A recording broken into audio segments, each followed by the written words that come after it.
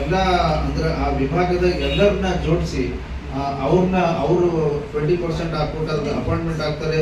ತದನಂತರ ನಾವು ರಿಸರ್ವೇಶನ್ ಕೋಟಾಗಿ ಬರ್ತೀವಿ.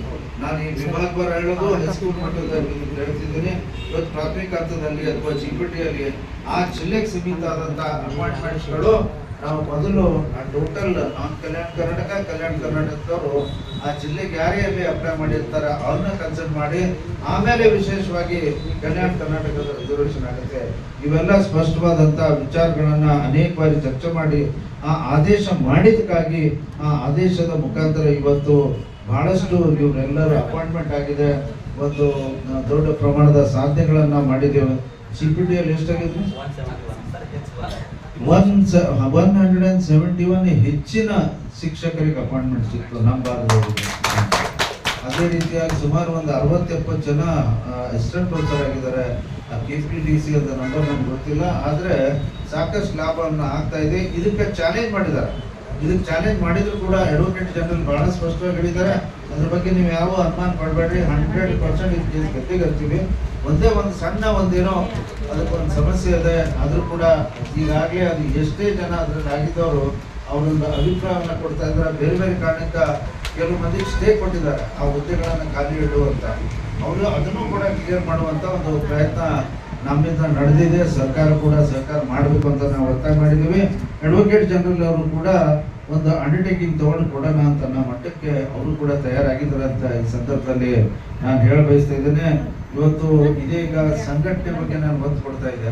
ನಮ್ಮ ಭಾಗದಲ್ಲಿ ವಿಶೇಷವಾಗಿ ನಾವು ಶಿಕ್ಷಣದಿಂದ ಕೂಡ ವಂಚಿತರಾದವರು ಅಥವಾ ನಮಗೆ ಕಂಪೇರಿಟಿವ್ಲಿ ಮೈಸೂರು ಭಾಗದಲ್ಲಿ ಅಥವಾ ಮುಂಬೈ ಕರ್ನಾಟಕದವರಿಗೆ ಶಿಕ್ಷಣ ಒಂದು ಸ್ವಲ್ಪ ಮೊದಲ ತಲುಪಿದೆ ಅಂತಂದ್ರೂ ತಪ್ಪಾಗ್ಲಿಕ್ಕಿಲ್ಲ.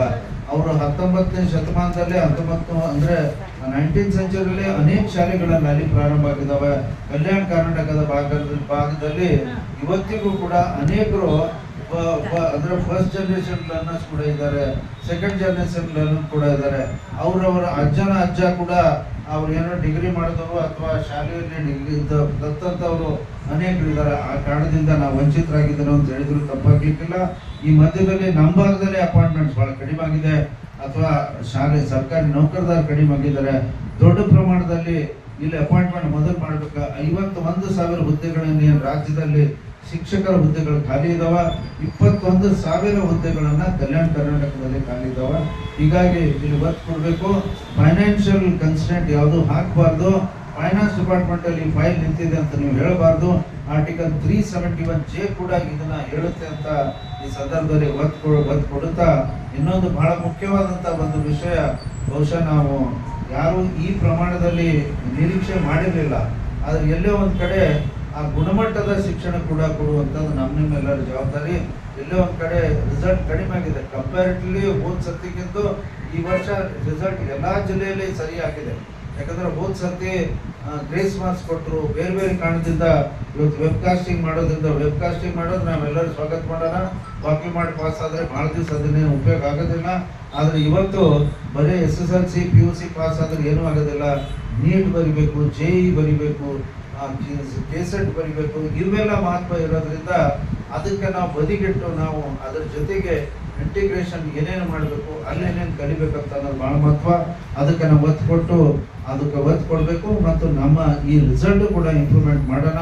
ಬರುವಂತ ದಿನಗಳಲ್ಲಿ ಮಾನ್ಯ ಡೋಳೆ ಅವರಿಗೆ, ಅನಿಲ್ ಬಿರಾದಾರ್ ಅವರಿಗೆ, ನಮ್ಮ ಮಹೇಶ್ ಅವರಿಗೆ ನಾನು ಕೇಳ್ಕೊಳ್ಳೋದಿಷ್ಟೇ, ನಮ್ಮ ಸಂಘಟನೆ ಜೊತೆಗೆ ನಮ್ಮ ಬೇಡಿಕೆ ಜೊತೆಗೆ ಶಿಕ್ಷಣದ ಗುಣಮಟ್ಟ ಸರಿ ಮಾಡಿಸುವಂಥದ್ದು ಕೂಡ ಒಂದು ಹೆಜ್ಜೆಯನ್ನ ನಾವು ಇಡಬೇಕು.